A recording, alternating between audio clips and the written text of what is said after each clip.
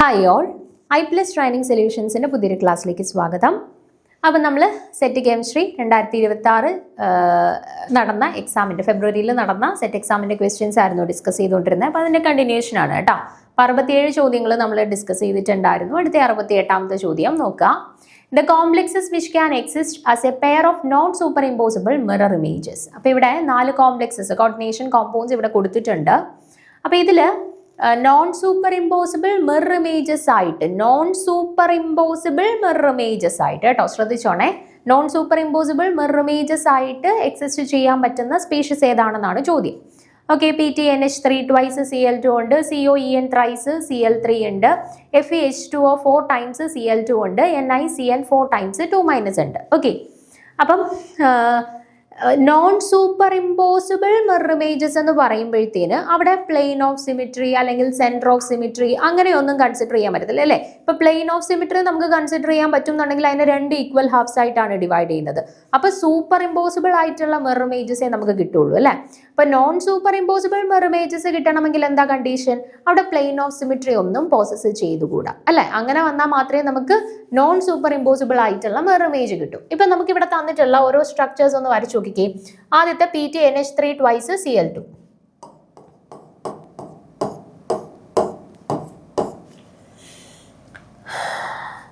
NH3 twice Cl2. Okay, tetrahedral അല്ലെങ്കിൽ square planar ആയിട്ടുള്ള complex അല്ലേ. അപ്പം NH3 ട്വൈസും Cl2 ആണ്. അപ്പം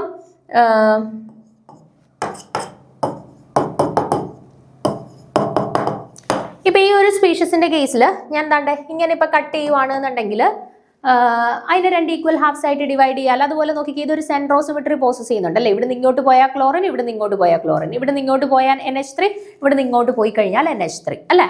അപ്പം അങ്ങനെ വരുമ്പോഴത്തേന് ഇവരുടെ കേസിൽ ഇപ്പം അല്ല ഇത് സിസ് ആണെന്നുണ്ടെങ്കിൽ ഇതിപ്പോൾ ട്രാൻസ് അല്ലേ വരച്ചത്, Cl NH3 NH3 ഇങ്ങനെയാണെന്നുണ്ടെങ്കിൽ നോക്കിക്കേ, ഇതും പരസ്പരം ഒരു പ്ലെയിൻ ഓഫ് സിമിട്രി വെച്ചിട്ട് നമുക്ക് കട്ട് ചെയ്യാൻ പറ്റും. 2 ഈക്വൽ ഹാഫ്സ് ആയിട്ടാണ് കിട്ടുന്നത്. സൂപ്പർ ഇമ്പോസിബിൾ മിറർ ഇമേജസ് ആണ് കിട്ടുന്നത് അല്ലേ. അപ്പൊ തീർച്ചയായിട്ടും ഓപ്ഷൻ എ വരത്തില്ല. സൂപ്പർ ഇമ്പോസിബിൾ മിറർ ഇമേജസേ നമുക്ക് അവിടെ കിട്ടുള്ളൂ അല്ലേ. ഇനി അടുത്ത ഇതൊന്ന് നോക്കിക്കേ, FeH2O 4 times Cl2 octahedral species ആണ്. അതിൽ Fe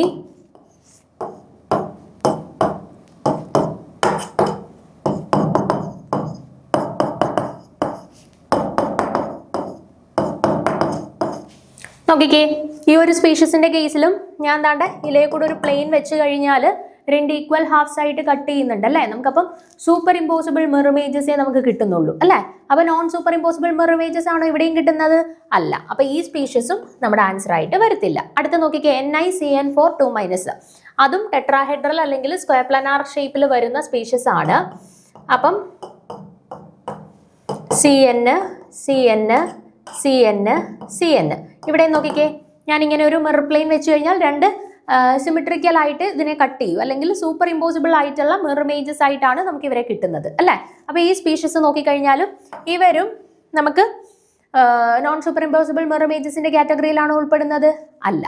ഇനി നിങ്ങൾ ഓപ്ഷൻ ബിയിൽ കൊടുത്തിരിക്കുന്ന ആളിനെ ഒന്ന് നോക്കിക്കേ. ഓപ്ഷൻ ബിയിൽ കൊടുത്തിട്ടുള്ള ആള് COEN ത്രൈസ് Cl ത്രൈസ് വെളിയിലാണ്, കോർഡിനേഷൻ സ്ഫിയറിന്റെ വെളിയിലാണ് കിടക്കുന്നത്. അപ്പൊ അത് ചാർജ് ആയിട്ട് റെപ്രസെന്റ് ചെയ്യാൻ വേണ്ടിയിട്ടാണ്. അപ്പൊ അല്ലാതെ നമ്മൾ നോക്കുകയാണെന്നുണ്ടെങ്കിൽ ENന്റെ പ്രത്യേകത എന്താണ്? EN ബൈഡെൻഡേറ്റ് ലിഗാൻഡ് ആണ് അല്ലെ. അപ്പൊ അങ്ങനെ വരുമ്പോഴത്തേന് 2 ബോൺസ് വഴിയാണ് അവരെ എന്ത് ചെയ്യുന്നത്?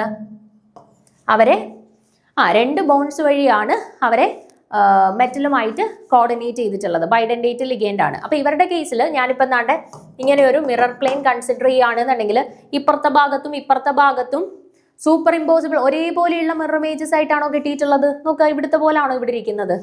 അല്ല. അപ്പൊ നമുക്ക് ഈ mirror images non super impossible ആയിട്ടുള്ള മിറർ ഇമേജസ് ആയിട്ടാണ് നമ്മൾ ഇവരെ കട്ട് ചെയ്യാനായിട്ട് പറ്റുന്നത് അല്ലെ. നോൺ സൂപ്പർ ഇമ്പോസിബിൾ ആണ് അല്ലെ. ബാക്കി ഇവരുടെ കേസിലും എല്ലാം നമുക്ക് സൂപ്പർ ഇമ്പോസിബിൾ ആയിട്ടുള്ള മിറർ ഇമേജസ് ആയിട്ടാണ് കിട്ടിയത്. അപ്പൊ എവിടെ മാത്രമേ ഉള്ളൂ നോൺ സൂപ്പർ ഇമ്പോസിബിൾ ആയിട്ട് കിട്ടിയിട്ടുള്ളത്? ഓപ്ഷൻ ബിയുടെ കറസ്പോണ്ടിങ് ആയിട്ട് മാത്രമേ ഉള്ളൂ നമുക്ക് നോൺ സൂപ്പർ ഇമ്പോസിബിൾ ആയിട്ട് കിട്ടിയത്. അപ്പോൾ നോക്കുക, COEN thrice Cl3 does not contain any mirror plane of symmetry, so the species is chiral and it produces non superimposable mirror images. കേട്ടോ.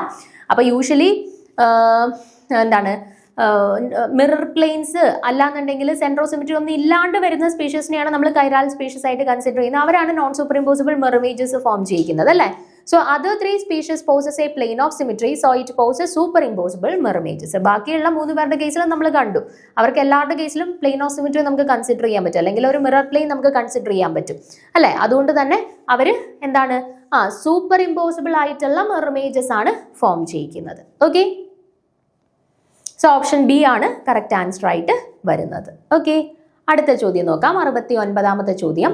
What is the correct ground state term symbol for the high spin Fe3+ ion? നമ്മുടെ term symbol വളരെ importance ഉള്ള ടോപ്പിക്കാണ്. ഞാൻ കുറേ തവണ പറഞ്ഞിട്ടുണ്ടെന്ന് തോന്നുന്നു. ഒന്നെങ്കിൽ term symbol, atomic term symbol related ആയിട്ടുള്ള ചോദ്യങ്ങൾ ചോദിക്കും എക്സാംസിന്, അല്ലാന്നുണ്ടെങ്കിൽ മോളിക്കുലർ ടേം സിമ്പൽ പ്രൊഡിക്റ്റ് ചെയ്യാനായിട്ടുള്ള ചോദ്യങ്ങൾ വരാറുണ്ട്. റിപ്പീറ്റഡ്ലി എല്ലാ തവണത്തെയും സെറ്റ് എക്സാമിന് 1-2 ടേം സിമ്പൽ റിലേറ്റഡ് ആയിട്ടുള്ള ചോദ്യങ്ങൾ ചോദിക്കാറുണ്ട് കേട്ടോ. അപ്പോൾ കൃത്യമായിട്ട് നിങ്ങൾ പഠിച്ചിരിക്കുക. പഠിച്ചു കഴിഞ്ഞാൽ എന്തായാലും നമുക്ക് മാർക്ക് സ്കോർ ചെയ്യാൻ പറ്റുന്ന ടോപ്പിക്കാണ് ഈ ടേം സിമ്പൽ കേട്ടോ. ഷുവർ ക്വസ്റ്റ്യൻസും ആണ്, 100% എല്ലാ തവണത്തെ പരീക്ഷകൾക്കും ചോദിക്കും. ഓക്കെ, അപ്പോൾ ഇൻ കേസ് നിങ്ങൾക്ക് ഡൗട്ട് ഉണ്ടെന്നുണ്ടെങ്കിൽ നമ്മൾ അറ്റോമിക് ടേം സിമ്പലിൻ്റെയും മോളിക്കുലർ ടേം സിമ്പലിൻ്റെയും ഷോർട്ട് വീഡിയോസ് ആയിട്ട് വളരെ ബേസിക് ആയിട്ടുള്ള കാര്യങ്ങൾ മാത്രം വെച്ചിട്ട് ഷോർട്ട് വീഡിയോസ് ആയിട്ട് അപ്ലോഡ് ചെയ്തിട്ടുണ്ട്. അപ്പോൾ അത് കണ്ടു കഴിഞ്ഞാൽ നിങ്ങൾക്ക് അത്യാവശ്യം ടേം സിമ്പൽ റിലേറ്റഡ് ആയിട്ട് ക്വസ്റ്റ്യൻസ് വന്നു കഴിഞ്ഞാൽ ആൻസർ ചെയ്യാനായിട്ട് പറ്റും കേട്ടോ.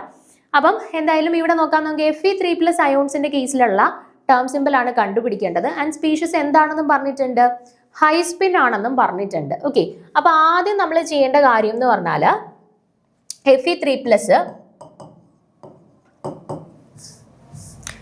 ഇപ്പുറത്തോട്ട് എഴുതാം.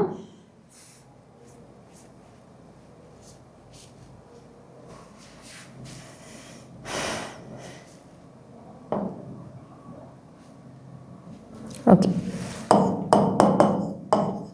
സ്പീഷ്യസ് Fe3+ ആണ്. ഓക്കെ, അപ്പോൾ അവരുടെ കോൺഫിഗറേഷൻ എന്താ വരുന്നത്? Fe എന്ന് പറയുമ്പോൾ യൂഷ്വലി 3d6 ആണ്, പക്ഷേ 3d6 4s2 എന്നാണ്. പക്ഷെ ഇവിടെ 3 ഇലക്ട്രോൺസ് നഷ്ടപ്പെടണം അല്ലേ. 3 ഇലക്ട്രോൺ നഷ്ടപ്പെടുമ്പോൾ അവരുടെ കോൺഫിഗറേഷൻ എന്ത് വരും? 3d5 4s0 എന്ന് വരും. ഓക്കെ, പിന്നെ ഒരു കാര്യം കൂടെ ക്വസ്റ്റ്യനിൽ തന്നിട്ടുണ്ട്. നമ്മുടെ സ്പീഷ്യസ് എന്താണെന്ന് തന്നിട്ടുണ്ട്, ഹൈ സ്പിൻ സ്പീഷ്യസ് ആണ് എന്നും കൂടി ചോദ്യത്തിൽ തന്നിട്ടുണ്ട്. ഓക്കെ, അപ്പം നമുക്ക് സ്പീഷ്യസിനെ ഒന്ന് ഫില്ല് ചെയ്യാം. ഓക്കെ, സ്പീഷ്യസിനെ ഒന്ന് ഫില്ല് ചെയ്ത് നോക്കാം. ഹൈ സ്പിൻ സ്പീഷ്യസ് ആണ്, 5 ഇലക്ട്രോൺസിനെയാണ് ഫില്ല് ചെയ്യേണ്ടത്. അപ്പോൾ ഇലക്ട്രോൺസിന്റെ ഫില്ലിംഗ് എങ്ങനെ വരും? ഹൈ സ്പിൻ സ്പീഷ്യസ് അല്ലേ, അപ്പം പെയറിങ് നടക്കാണ്ട് T2Gയിൽ 3 ഇലക്ട്രോൺസ് ഫില്ല് ചെയ്ത ശേഷം EGയിലോട്ടാണ് 2 ഇലക്ട്രോൺസ് ട്രാൻസ്ഫർ ചെയ്തു പോകുന്നത്. അപ്പോൾ നമുക്ക് കോൺഫിഗറേഷൻ ഈ രീതിയിലാണ് കിട്ടിയിട്ടുള്ളത്. ഓക്കെ, ഇനി ടേം സിമ്പിൾ കണ്ടുപിടിക്കാനായിട്ടുള്ള ജനറൽ ഫോർമുല നിങ്ങൾക്ക് അറിയാലോ, എന്താണ്? 2s+1 LJ. പക്ഷെ ഇവിടെ ക്വസ്റ്റ്യൻ്റെ അത് ഓപ്ഷൻസ് നോക്കിക്കഴിഞ്ഞാൽ നിങ്ങൾക്ക് കാണാം, നമുക്ക് ജെയുടെ ഫോമിൽ തന്നിട്ടില്ല. നോക്കിക്കേ, 2s+1 L വരെ തന്നിട്ടുള്ളൂ. അപ്പോൾ ജെ നമുക്കിവിടെ കണ്ടുപിടിക്കേണ്ടതായിട്ട് ഇല്ല. യൂഷ്വലി ചിലപ്പോൾ ക്വസ്റ്റ്യൻസിനകത്ത് 2s+1 LJ എന്നുള്ള ഫോർമാറ്റിലായിരിക്കും ഓപ്ഷൻസ് തരിക, ചിലപ്പോൾ 2s+1 L എന്ന് പറയുന്ന ഫോർമാറ്റിലായിരിക്കും തരിക. എന്തോ ആയിക്കോട്ടെ, നോക്കുക നിങ്ങൾ. അപ്പോൾ ഇവിടെ നമുക്ക് ജെ കണ്ടുപിടിക്കേണ്ട ആവശ്യമില്ല, 2s+1 L വരെ കണ്ടുപിടിച്ചാൽ മതി. ഓക്കെ, അപ്പോൾ ഇവിടെ എസിന്റെ വാല്യൂ എന്താ വരുന്നത്? എസിന്റെ വാല്യൂ എന്ന് പറഞ്ഞാൽ ടോട്ടൽ സ്പിൻ വാല്യൂസ് എല്ലാം കൂടെ ആഡ് ചെയ്താൽ മതി അല്ലേ. അപ്പോൾ half half half half half, മൊത്തത്തിൽ 5 ഹാഫ് ഉണ്ട് അല്ലേ. അപ്പോൾ എത്ര വരും സ്പിൻ വാല്യൂ? 5/2 വരും അല്ലേ. അപ്പോൾ നമുക്ക് സ്പിൻ അല്ല വേണ്ടുന്നത്, 2s+1 സ്പിൻ മൾട്ടിപ്ലിസിറ്റി ആണ് വേണ്ടുന്നത്. അപ്പോൾ 2 × 5/2 + 1, 5 + 1 6 എന്ന് കിട്ടി അല്ലേ. അപ്പോൾ 2s+1ന്റെ സ്ഥാനത്ത് നമുക്ക് 6 എന്ന് കിട്ടി. ഓക്കെ, ഇനി ഞാൻ ഇലക്ട്രോൺസിനെ 5 ഇലക്ട്രോൺസ് അല്ലേ ഉള്ളത്, അപ്പോൾ 5 ഓർബിറ്റൽസിലായിട്ട് 5 ഇലക്ട്രോൺസിനെ ഒന്ന് ഫില്ല് ചെയ്ത് കഴിഞ്ഞാൽ നമ്മുടെ എൽ വാല്യൂസ് എവിടെ തൊട്ട് എവിടെ വരെയാണ് വേരി ചെയ്യുന്നത്? -2 -1 0 +1 +2 വരെ വേരി ചെയ്യും അല്ലേ. അപ്പം എല്ലാത്തിലും ഓരോ ഇലക്ട്രോൺസ് വെച്ച് വരുമ്പോൾ ടോട്ടൽ ക്യാപിറ്റൽ എൽ വാല്യൂ എന്ത് വരും? സം ഓഫ് എൽ വാല്യൂസ് ആണ് അല്ലേ. സം ഓഫ് എൽ വാല്യൂസ് ആണ് ക്യാപിറ്റൽ എൽ വാല്യൂ. അപ്പോൾ സം ഓഫ് എൽ വാല്യൂസ് എന്ന് പറയുമ്പോൾ -2 -1 0 +1 +2 എല്ലാം കൂടെ കൂട്ടുമ്പോൾ എന്ത് വരും? 0 വരും അല്ലേ. അപ്പോൾ എൽ വാല്യൂ 0 വരുവാണെങ്കിൽ എസ് കൊടുക്കണം, 1 വരുവാണെങ്കിൽ പി കൊടുക്കണം, 2 വരുവാണെന്നുണ്ടെങ്കിൽ ഡി കൊടുക്കണം, 3 വരുവാണെന്നുണ്ടെങ്കിൽ എഫ് കൊടുക്കണം എന്നാണ് നമ്മൾ പഠിച്ചിട്ടുള്ളത് അല്ലേ. S P D F. Okay, അപ്പോൾ അങ്ങനെ വരുമ്പോഴത്തേന് എന്താ സംഭവിക്കുക? 2s+1 LJ എന്നുള്ള അടുത്ത് ക്യാപിറ്റൽ എൽ വാല്യൂ എന്ത് വരും? എൽ വാല്യൂ എന്ത് വരും? 0 അല്ലേ. 0യുടെ കറസ്പോണ്ടിങ് ആയിട്ട് യെസ് എന്ത് വരും 6s എന്നുള്ളതാണ് കറക്റ്റ് ആൻസർ ആയിട്ട് വരുന്നത് കേട്ടോ. 6s നമുക്ക് നോക്കാം, ഓപ്ഷൻസിനകത്തൊന്ന് ചെക്ക് ചെയ്ത് നോക്കാം. ഓപ്ഷൻ സി 6s എന്നുള്ളതാണ് കറക്റ്റ് ആൻസർ ആയിട്ട് വരുന്നത്. ഓക്കെ, അടുത്ത 70ാമത്തെ ചോദ്യത്തിലോട്ട് പോവാം. നോക്കാം. The nephloxetic effect in a series of cobalt-3 complexes is quantified by the nephloxetic ratio beta. How does the decrease in the value of beta typically affect the energy of the ligand to metal charge transfer, that is LMCT band?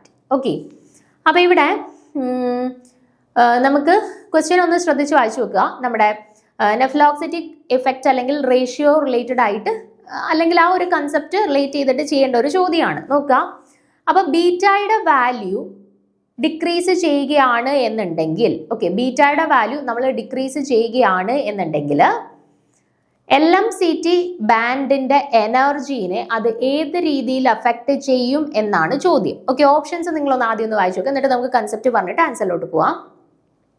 The LMCT band energy will remain constant as beta relates to DD transitions. The LMCT energy will decreases, that is red shift occurs, and LMCT band will increase, that is blue shift occurs. The LMCT band will be completely quenched and disappear from the spectrum. Okay, അപ്പോൾ ഇതിൽ ഏതാണ് ഈ പറയുന്ന ബീറ്റയുടെ value കുറഞ്ഞു കഴിഞ്ഞാൽ LMCTയിൽ അല്ലെ LMCT ബാൻഡിൽ ഉണ്ടാവുന്ന change എന്നാണ് ചോദ്യം. നമുക്ക് നോക്കാം. നെഫ്ലോക്സിറ്റിക് സീരീസ് എന്താണ് എന്നുള്ളത് ആദ്യം ഒന്ന് പറയാം. ഞാൻ ഡീറ്റെയിൽ ആയിട്ട് പറയുന്നില്ല കേട്ടോ. ഡീറ്റെയിൽ ആയിട്ട് പറയുന്നുണ്ടെങ്കിൽ ഭയങ്കര ലെങ്തിയാണ്. നമ്മൾ ക്ലാസ് എടുക്കുന്ന സമയത്ത് ഇത് ഡീറ്റെയിൽ ആയിട്ട് പറഞ്ഞിട്ടുണ്ട്. പക്ഷേ ക്വസ്റ്റ്യൻ ഡിസ്കഷൻ്റെ സമയത്ത് അതെല്ലാം പറഞ്ഞു പോകുക എന്ന് പറഞ്ഞാൽ നമുക്ക് ബുദ്ധിമുട്ടായിരിക്കും. നമുക്ക് ഒരു ക്ലാസ്സിൽ 1-2 ചോദ്യങ്ങൾ വെച്ചിട്ടേ ഡിസ്കസ് ചെയ്ത് പോകാൻ പറ്റുള്ളൂ കേട്ടോ. അതുകൊണ്ട് മെയിൻ ആയിട്ടുള്ള പോയിന്റ്സ്, ഈ ഒരു ആൻസറിന്റെ പോയിന്റ് ഓഫ് വ്യൂവിൽ വരുന്ന പോയിന്റ്സ് മാത്രമേ ഡിസ്കസ് ചെയ്ത് പോകുന്നുള്ളൂ കേട്ടോ. ഡീറ്റെയിൽ ആയിട്ട് പറഞ്ഞു പോകുന്നില്ല. അപ്പോൾ നോക്കാം. The nephloxitic series is a list of ligands of metal ions ordered on the basis of the strength of their nephloxitic effect. The term nephloxitic effect refers to the decreasing Rache parameter beta, a measure of the beta എന്നും B എന്നും represent ചെയ്യാറുണ്ട്. Capital B അല്ലെങ്കിൽ beta എന്ന് represent ചെയ്യാറുണ്ട്. The measure of the inter-electronic repulsion that occurs when a free transition metal ion forms a complex with different types of ligands. അപ്പോൾ എന്താ ഈ nephelauxetic effect എന്ന് പറഞ്ഞാൽ ഡിക്രീസിങ് റാക്കെ പാരാമീറ്റർ ബി അല്ലെങ്കിൽ beta എന്നാണ് നമ്മൾ റാക്കെ പാരാമീറ്ററിനെ റെപ്രസെന്റ് ചെയ്യുന്നത്.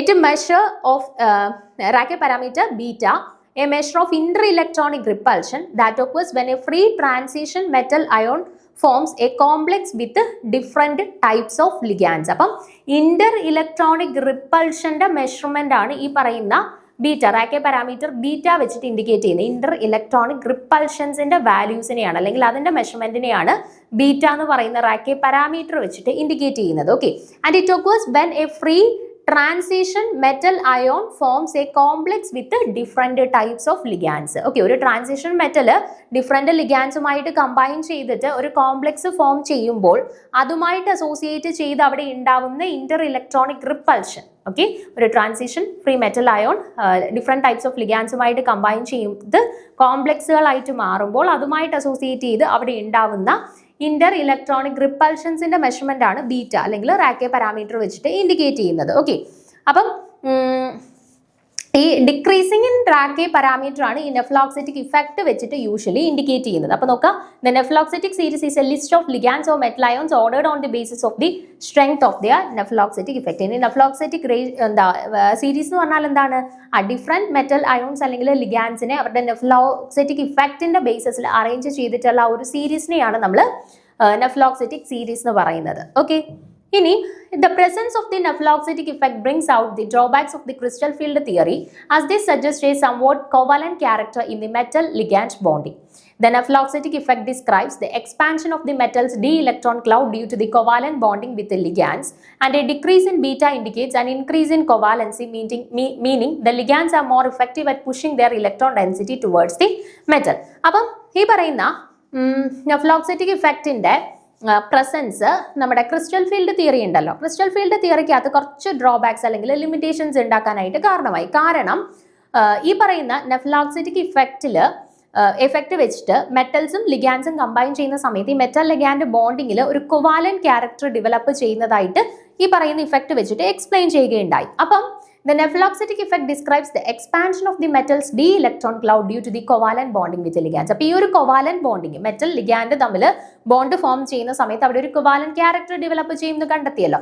അപ്പോൾ ഈ ഒരു covalent ക്യാരക്ടർ ഡെവലപ്പ് ചെയ്യുന്നതിന്റെ ഭാഗമായിട്ട് മെറ്റലിന്റെ d ഇലക്ട്രോൺ ക്ലൗഡ് അവിടെ എക്സ്പാൻഡ് ചെയ്യും. ഓക്കെ, മീൻസ് എന്താണ്, അത് കൂടുതൽ ഏരിയയിലോട്ട് ഒന്ന് സ്പ്രെഡ് ആകും. ഓക്കെ, അത് എന്തിനു വേണ്ടിയിട്ടാണ്? A decrease in the beta indicates an increase in covalency, meaning the ligands are more effective at pushing their electron density towards the metal. അപ്പം യൂഷ്വലി ഈ റാക്കെ പാരാമീറ്റർ ബീറ്റ വാല്യൂ കുറയുകയാണ് എന്ന് വെച്ചാൽ അതെന്താ മീൻ ചെയ്യുന്നത്? അവിടുത്തെ കൊവാലൻസി കൂടുകയാണ് എന്നാണ്. ഓക്കെ, അതായത് ബീറ്റയുടെ വാല്യൂ ആ കൊവാലൻസിയുമായിട്ട് ഇൻവേഴ്സ്ലി പ്രൊപ്പോർഷണൽ ആണ്. അതായത് മെറ്റൽ ലിഗാൻഡ് കമ്പൈൻ ചെയ്തിട്ട് അവിടെ കൊവാലന്റ് ക്യാരക്ടർ കൂടുമ്പോഴത്തേന് ഈ പറയുന്ന ബീറ്റ റാക്കെ പാരാമീറ്റർ ബീറ്റയുടെ വാല്യൂ ഡിക്രീസ് ചെയ്യും. ഓക്കെ, അപ്പോൾ ഇപ്പോൾ ഒരു സ്പീഷ്യസിന്റെ കേസിൽ ബീറ്റയുടെ വാല്യൂ ഡിക്രീസ് ചെയ്യുവാണെന്നുണ്ടെങ്കിൽ അത് എന്തിനെയാണ് ഇൻഡിക്കേറ്റ് ചെയ്യുന്നത്? ഇൻക്രീസ് ഇൻ കൊവാലൻസ്, അവിടുത്തെ കൊവാലന്റ് ക്യാരക്ടർ കൂടുകയാണ്, ഇൻക്രീസ് ചെയ്യുകയാണ് എന്നാണ് ഇൻഡിക്കേറ്റ് ചെയ്യുന്നത്. Meaning the ligands are more effective at pushing their electron density towards the metal. അതിന്റെ അർത്ഥം എന്താണ്? അവിടുത്തെ കൊവാലൻസ് കൂടുകയാണെങ്കിൽ എന്ത് സംഭവിക്കും എന്നാണ് നമ്മൾ പറഞ്ഞത്? കൊവാലന്റ് ക്യാരക്ടർ കൂടുകയാണെങ്കിൽ എന്ത് സംഭവിക്കുന്ന പറഞ്ഞത്? ഇലക്ട്രോൺ ഡെൻസിറ്റി മെറ്റലിലേക്ക് കൂടുതൽ പുഷ് ചെയ്യപ്പെടും. ഓക്കെ, ഇലക്ട്രോൺ ഡെൻസിറ്റി മെറ്റലിലേക്ക് കൂടുതലായിട്ട് പുഷ് ചെയ്യപ്പെടും. ഓക്കെ, ഇനി ചാർജ് ട്രാൻസ്ഫർ LMCTയുടെ കേസിൽ LMCT കൺസെപ്റ്റുമായിട്ട് റിലേറ്റ് ചെയ്തിട്ടാണ് നമുക്ക് ചോദ്യം ചോദിച്ചിട്ടുള്ളത്. ഈ ബീറ്റ അല്ലെങ്കിൽ നെഫ്ലോക്സിറ്റിക് ഇഫക്റ്റ് അല്ലെങ്കിൽ റാക്കെ പാരാമീറ്ററിനെ LMCTയുമായിട്ട് കണക്ട് ചെയ്തിട്ടാണ് ക്വസ്റ്റ്യൻ വന്നിട്ടുള്ളത്. അപ്പോൾ ചാർജ് ട്രാൻസ്ഫറുമായിട്ട് ഇത് എങ്ങനെയാണ് റിലേറ്റ് ചെയ്തിട്ടുള്ളതെന്ന് നോക്കാം. The covalency reduces the effective positive charge on the metal center. അല്ലേ, കൊവാലൻസി എന്ത് ചെയ്യുന്നു? മെറ്റലിനെ, കാരണം നമ്മൾ പറഞ്ഞു ഇലക്ട്രോൺ ഡെൻസിറ്റി കൊവാലൻസി കൂടുമ്പോഴത്തേന് എന്ത് ചെയ്യുന്നു? ആ ഇലക്ട്രോൺ ഡെൻസിറ്റിനെ മെറ്റലിലോട്ട് പുഷ് ചെയ്യപ്പെടുകയാണ് ചെയ്യുന്നത്. അല്ലേ, അപ്പൊ കൊവാലൻസി ആക്ച്വലി മെറ്റൽ സെന്ററിലുള്ള പോസിറ്റീവ് ചാർജിനെ റെഡ്യൂസ് ചെയ്യുമോ ഇൻക്രീസ് ചെയ്യുമോ? ഇലക്ട്രോൺ ഡെൻസിറ്റി കംപ്ലീറ്റ് ആയിട്ട് മെറ്റലിലേക്ക് പുഷ് ചെയ്യുമ്പോഴത്തേന് മെറ്റലിന്റെ പോസിറ്റീവ് ചാർജ് എന്ത് ചെയ്യും? യൂഷ്വലി ഡിക്രീസ് ചെയ്യും. അല്ലേ, അപ്പൊ നമുക്ക് പറയാം ഈ പറയുന്ന കൊവാലൻസി കൂടുകയാണ് എന്നുണ്ടെങ്കിൽ ഇലക്ട്രോൺ ഡെൻസിറ്റി കംപ്ലീറ്റ്ലി മെറ്റലിലേക്ക് പുഷ് ചെയ്യും. അതിന്റെ ഭാഗമായിട്ട് മെറ്റലിന്റെ പോസിറ്റീവ് ചാർജ് അവിടെ കുറയും. Okay, this stabilises the metals d orbitals and make it easier for the electron to jump from the ligand to metal. അപ്പൊ ഇതിന്റെ ഭാഗമായിട്ട് മെറ്റലിന്റെ d ഓർബിറ്റൽസ് അവിടെ സ്റ്റെബിലൈസ്ഡ് ആവും. എന്തിന്റെ ഭാഗമായിട്ട്? അവിടുത്തെ പോസിറ്റീവ് ചാർജ് റെഡ്യൂസ് ചെയ്യുന്നു. അതിന്റെ ഭാഗമായിട്ട് മെറ്റലിന്റെ d ഓർബിറ്റൽസ് സ്റ്റെബിലൈസ് ആവുന്നു. സ്റ്റെബിലൈസ് ആവുക എന്ന് പറഞ്ഞാൽ അതിന്റെ അർത്ഥം എന്താ? എനർജി കുറയുന്നു. അല്ലെ, എനർജി കുറയുമ്പോഴാണല്ലോ യൂഷ്വലി സ്റ്റെബിലൈസ്ഡ് ആവുന്നത്. അപ്പോൾ എനർജി കുറയുന്നു. And it makes easier for the electron to jump from the ligand to metal. Energy കുറയുമ്പോഴത്തേന് എന്ത് ചെയ്യുന്നു? മെറ്റലിൽ നിന്നുള്ള അല്ലെങ്കിൽ ലിഗാൻസിൽ നിന്നുള്ള ഇലക്ട്രോൺസിന് ഈസിലി അങ്ങോട്ടേക്ക് ജമ്പ് ചെയ്ത് പോകാനായിട്ട് പറ്റും. മനസ്സിലായോ? അപ്പോൾ this stabilises the metals d orbital. മെറ്റലിന്റെ d ഓർബിറ്റലിനെ സ്റ്റെബിലൈസ് ചെയ്യുന്നു. ദാറ്റ് ഈസ് അവർ ലോവർ എനർജിയിലേക്ക് വരുന്നു. ലോവർ എനർജിയിലേക്ക് വരുമ്പോൾ ലിഗാൻഡിൽ നിന്നുള്ള ഇലക്ട്രോൺസിന് ഈസി ആയിട്ട് മെറ്റലിലേക്ക് ജമ്പ് ചെയ്ത് പോകാനായിട്ട് പറ്റി. Okay, because the energy gap between the ligand orbital and the metal orbital shrinks, the resulting absorption band shift to the lower energy. അപ്പോൾ നോക്കിക്കേ, അപ്പോൾ ഇവിടെ എന്താ ആക്ച്വലി സംഭവിച്ചത്? എന്തുകൊണ്ടാണ് ഈ ലിഗാൻസിന്റെ ഇലക്ട്രോൺസിന് ഈസിലി മെറ്റലിലോട്ട് ജമ്പ് ചെയ്ത് പോകാൻ പറ്റിയത്? കാരണം അത് സ്റ്റെബിലൈസ്ഡ് ആയി, അല്ലെങ്കിൽ അവർക്കിടയിലുള്ള എനർജി ഗ്യാപ്പ് കുറഞ്ഞു. ഓക്കെ, നമുക്കറിയാം എനർജിയും വേവ് ലെങ്തും തമ്മിലുള്ള റിലേഷൻഷിപ്പ് എന്താണ്? ഈക്വൽ ടു hν അല്ലെങ്കിൽ hc/λ ആണ്. അല്ലെ, അപ്പൊ എനർജിയും വേവ് ലെങ്തും തമ്മിൽ ഇൻവേഴ്സ് റിലേഷൻഷിപ്പ് ആണ്. അല്ലെ, അപ്പൊ ഇവിടെ സ്റ്റെബിലൈസേഷൻ നടന്നത് എനർജി കുറഞ്ഞതുകൊണ്ടാണ് സ്റ്റെബിലൈസേഷൻ സംഭവിച്ചത്. അപ്പൊ എനർജി കുറഞ്ഞു മീൻസ് അതിന്റെ അർത്ഥം എന്താ? വേവ് ലെങ്ത് കൂടുതലായിരിക്കും. വേവ് ലെങ്ത് കൂടുതലുള്ളത് ആർക്കാണ്? റെഡിനാണ്. അപ്പൊ യൂഷ്വലി അവിടെ എന്തായിരിക്കും നടക്കാൻ സാധ്യതയുള്ളത്? റെഡ് ഷിഫ്റ്റ് ആയിരിക്കും നടക്കാൻ സാധ്യതയുള്ളത്. കേട്ടോ? അപ്പം the LMCT band energy will decrease and that is red shift occurs എന്നുള്ളതാണ് കറക്റ്റ് ആൻസർ ആയിട്ട് വരുന്നത്. ഓക്കെ, അപ്പൊ നോക്കാം. ഇനി ചോദ്യം ഒന്നും കൂടെ ഒന്ന് വായിച്ചു നോക്കിക്കേ. The nephloxitic effect of a series of cobalt complex is quantified by nephloxitic ratio. How does the decrease in the value of beta typically affect the energy എന്നാ ചോദിച്ചിരിക്കുന്നത് അല്ലേ? അപ്പൊ ബീറ്റയുടെ വാല്യൂ കുറയുവാണ് എന്നുണ്ടെങ്കിൽ എന്ത് സംഭവിക്കുമെന്നാണ് നമ്മൾ പറഞ്ഞത്? കൊവാലൻസി യൂഷ്വലി കൂടുന്ന സമയത്താണ് ബീറ്റയുടെ വാല്യൂ കുറയുക അല്ലെ, അല്ലെങ്കിൽ decrease in beta value indicate increase in covalency.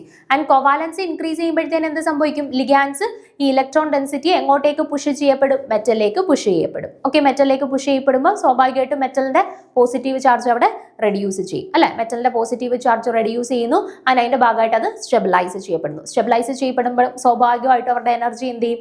Energy കുറയും. അപ്പൊ മെറ്റലിന്റെ കറസ്പോണ്ടിങ് ആയിട്ടുള്ള എനർജി കുറഞ്ഞു. അപ്പൊ എനർജി കുറഞ്ഞു മീൻസ് വേവ് ലെങ്ത് കൂടുതലായിരിക്കും. അപ്പൊ വേവ് ലെങ്ത് കൂടുതൽ ആർക്കാണ്? റെഡ്. അപ്പൊ യൂഷ്വലി റെഡ് ഷിഫ്റ്റ് ആയിരിക്കും അവിടെ സംഭവിക്കുന്നതെന്ന് പറയും. ഇത്രയേ ഉള്ളൂ. ബീറ്റയും കോവാലൻസിയും തമ്മിൽ ഇൻവേഴ്സ് റിലേഷൻഷിപ്പ് ആണ്. അപ്പോൾ ബീറ്റ കുറയുവാണെങ്കിൽ കോവാലൻസി കൂടും. കോവാലൻസി കൂടുമ്പോൾ എന്ത് ചെയ്യും? ലിഗാൻഡ് ഇലക്ട്രോൺ ഡെൻസിറ്റിനെ മെറ്റലിലേക്ക് പുഷ് ചെയ്യും. ഓക്കെ, അതിന്റെ വകയായിട്ട് മെറ്റലിന് പോസിറ്റീവ് ചാർജ് കുറയുന്നു. ഓക്കെ, അങ്ങനെ അത് സ്റ്റെബിലൈസ്ഡ് ആവുന്നു. സ്റ്റെബിലൈസ്ഡ് ആകുമ്പോൾ എനർജി കുറയുന്നു. എനർജി കുറയുമ്പോഴത്തേന് വേവ് ലെങ്ത് കൂടുന്നു. വേവ് ലെങ്ത് കൂടുതലുള്ള റെഡിനാണ്, സോ റെഡ് ഷിഫ്റ്റ് നടക്കുന്നു. Okay, so LMCT band energy will decrease, that is red shift takes place എന്നുള്ളത് ഓർത്ത് വെച്ചിരുന്നാൽ മതി. അപ്പം ബീറ്റായും കോവാലൻസിയും തമ്മിൽ ഇൻവേഴ്സ് റിലേഷൻഷിപ്പ് ആണ് എന്നുള്ള കാര്യം മാത്രം നിങ്ങൾ ഇവിടെ ഓർത്തിരിക്കുക. ഓക്കെ, അടുത്ത ചോദ്യം. For a D2 octahedral complex, the first spin allowed transition is 3T2G to 1T2G. Which expression best approximate the energy of this transition based on the Orgel diagram and Tanabe-Sugano approximations? Okay, അപ്പം ഇവിടെ ഇവിടെ ഒരു D2 octahedral complex ആണ് പറഞ്ഞിട്ടുള്ളത്. അവരുടെ ആദ്യത്തെ spin allowed ട്രാൻസിഷനും കൊടുത്തിട്ടുണ്ട്. 3T2G to 1T2Gയിലേക്കുള്ള transition ആണ് ഫസ്റ്റ് സ്പിൻ അലൗഡ് ട്രാൻസിഷൻസ് ആയിട്ട് കൊടുത്തിട്ടുള്ളത്. Then which expression best approximates the energy of this transition? അപ്പോൾ നമ്മുടെ ഓർഗൽ ഡയഗ്രോം TS ഡയഗ്രോം ബേസ് ചെയ്തിട്ട് ഈ ഒരു ട്രാൻസിഷൻസിന്റെ കറസ്പോണ്ടിങ് ആയിട്ടുള്ള എനർജി കണ്ടുപിടിക്കാനായിട്ടാണ് ചോദ്യം. 10dq ആണോ, 10dq - 6b ആണോ, 10dq - 18b ആണോ, 10dq + 3b ആണോ? അപ്പം ഈ ഓർഗൽ ഡയഗ്രാം TS ഡയഗ്രാം ഒക്കെ എക്സ്പ്ലെയിൻ ചെയ്യാന്ന് പറയുന്നത് കുറച്ച് ലെങ്തി ആണ്. നമുക്കൊരു 1-2 ക്ലാസ്സുകൾ കൊണ്ട് മാത്രമേ മൊത്തത്തിൽ അത് എക്സ്പ്ലെയിൻ ചെയ്യാനായിട്ട് പറ്റുള്ളൂ. ഞാനിവിടെ ഇതിൽ നിന്ന് ഈ ഓർഗൽ ഡയഗ്രത്തിൽ നിന്ന് നമുക്ക് മീൻസ് ഓരോ configuration D1, D2 to D10 configuration വരെ ഉള്ളവരുടെ ടെട്രാഹെഡ്രൽ ആൻഡ് ഒക്ടാഹെഡ്രൽ ഫീൽഡിലുള്ള സ്പ്ലിറ്റിംഗ് പാറ്റേൺസ് നമ്മൾ ഈ ഒരു ഫിഗേഴ്സ് വെച്ചിട്ട് പഠിക്കുമല്ലോ. ഞാൻ വേറൊരു ചോദ്യം വന്ന സമയത്തും ഇത് കാണിച്ചിട്ടുണ്ടായിരുന്നു. അപ്പം ഇത് നിങ്ങൾ കൃത്യമായിട്ട് പഠിച്ചു വെച്ചിരിക്കുക. അപ്പം ഈ ഒരു സ്പീഷീസ് നോക്കിക്കഴിഞ്ഞാൽ D1, D6 tetrahedral സ്പീഷീസിന്റെയും D4, D9 octahedral സ്പീഷീസിന്റെ കേസിലും സ്പ്ലിറ്റിംഗ് ഇങ്ങനെയാണ്. ലോവർ എനർജി E ആയിട്ടും ഹയർ എനർജി T2 ആയിട്ടുമാണ് സ്പ്ലിറ്റ് ചെയ്യുന്നത്. അതേപോലെ D1, D6 ഒക്ടാഹെഡ്രലും D4, D9 ടെട്രാഹെഡ്രലിന്റെ കേസിൽ T2 E ആയിട്ടാണ് സ്പ്ലിറ്റ് ചെയ്യുന്നത്. Lower energy T2, higher energy E ആയിട്ടുമാണ് സ്പ്ലിറ്റ് ചെയ്യുന്നത്. ഓക്കെ, അതേപോലെ ബാക്കി കൊടുത്തിട്ടുണ്ട്. D2, D7 tetrahedral, D3, D8 ഒക്ടാഹെഡ്രലിന്റെ കേസിൽ A2, T2, T1 from F, T1 from T ഇങ്ങനെയാണ് സ്പ്ലിറ്റ് ചെയ്യിക്കുന്നത്. ഓർഡർ കൃത്യമായിട്ട് പഠിച്ചു വെച്ചേക്കണേ. ഈ ഫിഗേഴ്സ് നിങ്ങൾ കൃത്യമായിട്ടും നമ്മൾ ഈ ഒരു ക്വസ്റ്റ്യൻ പേപ്പറിൽ തന്നെ ഓർഗൽ ഡയഗ്രാം റിലേറ്റഡ് ആയിട്ട് നേരത്തെ ഒരു ചോദ്യം ചോദിച്ചിട്ടുണ്ടായിരുന്നു. ഞാൻ അപ്പോഴും ഈ ഫിഗർ പറഞ്ഞിട്ടുണ്ടായിരുന്നെന്ന് തോന്നുന്നു. അപ്പം അതേപോലെ എന്നിട്ട് ഇതാണ്ടേ ഇവർ തമ്മിലുള്ള ഡിഫറൻസും കൊടുത്തിട്ടുണ്ട്. 10dq, 8dq, 18dq ആ ഒരു ഡിഫറൻസസും കൊടുത്തിട്ടുണ്ട് കേട്ടോ. അപ്പം D2, D7 octahedral, D3, D8 tetrahedral സ്പീഷീസിന്റെ corresponding ആയിട്ടുള്ള ഓർഗൽ ഡയഗ്രാമാണ് ദാ D കൊടുത്തേക്കുന്നത്. T1F, T2, T1P, A2 എന്നുള്ള രീതിയിലാണ് സ്പ്ലിറ്റ് ചെയ്ത് പോയിട്ടുള്ളത്. ഓക്കെ, ആ സ്പ്ലിറ്റിന്റെ ഓർഡർ കൃത്യമായിട്ട് പഠിച്ചിരിക്കണം. അതേപോലെ തന്നെ ഇപ്പൊ T1 എന്ന് പറയുമ്പോൾ അത് Fൽ നിന്നുള്ള സ്പ്ലിറ്റിംഗ് ആണോ Pയിൽ നിന്നുള്ള സ്പ്ലിറ്റിംഗ് ആണോ? അതാണ് ഇവിടെ ബ്രാക്കറ്റിൽ കൊടുത്തിട്ടുണ്ട്. ഇത് Fൽ നിന്നും ഇത് Pയിൽ നിന്നുള്ള സ്പ്ലിറ്റിംഗ് ആണ്. ഇവിടെ എടുത്തു കഴിഞ്ഞാൽ ഇത് Fൽ നിന്നും ഇത് Pയിൽ നിന്നുള്ള സ്പ്ലിറ്റിംഗ് ആണ്. അതൊക്കെ കൃത്യമായിട്ട് നിങ്ങൾ ഓർത്ത് വെച്ചേക്കണം കേട്ടോ. അത് അങ്ങോട്ടും ഇങ്ങോട്ടും ഒന്നും തിരിഞ്ഞു പോകരുത്. അപ്പൊ ഈ ഓർഗൽ ഡയഗ്രാംസ് രണ്ടും കൃത്യമായിട്ടും കാണാതെ പഠിച്ച് വെച്ചിരിക്കുക. D1 തൊട്ടിട്ട് D9 വരെയുള്ള ടെട്രാഹെഡ്രൽ ആൻഡ് ഒക്ടാഹെഡ്രൽ സ്പീഷീസുകളുടെ കേസിൽ ഓർഗൽ ഡയഗ്രാംസ് ഏത് രീതിയിൽ വരുന്നു, അവരുടെ സ്പ്ലിറ്റിങ്ങിന്റെ ഓർഡർ ഏത് രീതിയിലാണ് വേരി ചെയ്ത് പോകുന്നത് എന്നുള്ളത് കൃത്യമായിട്ടും പഠിച്ച് വച്ചിരിക്കുക. ഇവിടെ 3T1G to 3